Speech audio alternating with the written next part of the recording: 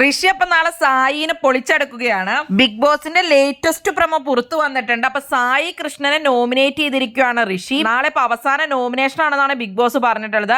അപ്പൊ ഋഷി എന്നിട്ട് സായിനെയാണ് പറയുന്നത്. സായി കൃഷ്ണനെ കണ്ടുപിടിക്കാനാണ് വന്നതെന്നാണ് പറഞ്ഞത്. അപ്പൊ സായി കൃഷ്ണനെ കണ്ടുപിടിച്ചു കഴിഞ്ഞു എന്ന് പറയുന്നുണ്ട്. അപ്പൊ പിന്നെ അന്ന് വീട്ടിൽ പോകട്ടെ എന്നാണ് ഋഷി പറയുന്നത്. അപ്പൊ അതെന്തായാലും അടിപൊളി ഒരു നോമിനേഷൻ ആയിട്ടുണ്ട്. അത് കൊള്ളാം. കൂടുതൽ പ്രേക്ഷകരും പറയുന്നത് പുള്ളി വീട്ടിൽ പോട്ടെ എന്ന് തന്നെയാണ്. എന്താണ് നിങ്ങൾക്ക് തോന്നുന്നത്? നോറ ഫൈനലിലേക്ക് വരാൻ വേണ്ടിയിട്ടുള്ള ഒരു ഇതുണ്ടെന്ന് തോന്നുന്നില്ലെന്നും പറഞ്ഞ് ജാസ്മിൻ നോറയെ നോമിനേറ്റ് ചെയ്യുന്നുണ്ട്. നോറ നോമിനേറ്റ് ചെയ്യുന്നത് അഭിഷേകിനെയാണ്. ഉത്തരവാദിത്തങ്ങളൊക്കെ മനസ്സിലാക്കി കൊടുത്തിട്ടും ആ രീതിയിൽ ഗെയിം കളിക്കാത്ത ആളാണ് ജാസ്മിൻ എന്നും പറഞ്ഞ് സിജോ ജാസ്മിനെ പറയുന്നുണ്ട്.